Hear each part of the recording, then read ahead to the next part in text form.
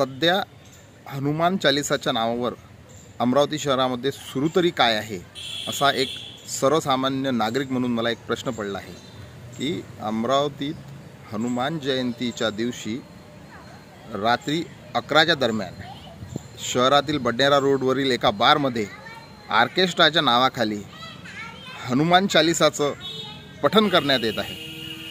दारू वाटताना मोठ्या आवाजात हनुमान चालिसा ऑर्केस्ट्राप्रमाणे म्हणजे गाणे ज्याप्रमाणे आपण पिक्चरचे म्हणतो त्याप्रमाणे याचा वापर करणे म्हणजे आज तर ऑर्केस्ट्रा म्हणून तुम्ही बारमध्ये याचा वापर केला, उद्या बार डान्समध्ये पण याचा वापर कराल। अशा वृत्तीला कुठेतरी आळा घालण्याकरिता शासनाने पोलीस प्रशासनाने याची दखल घेणे जरुरी आहे।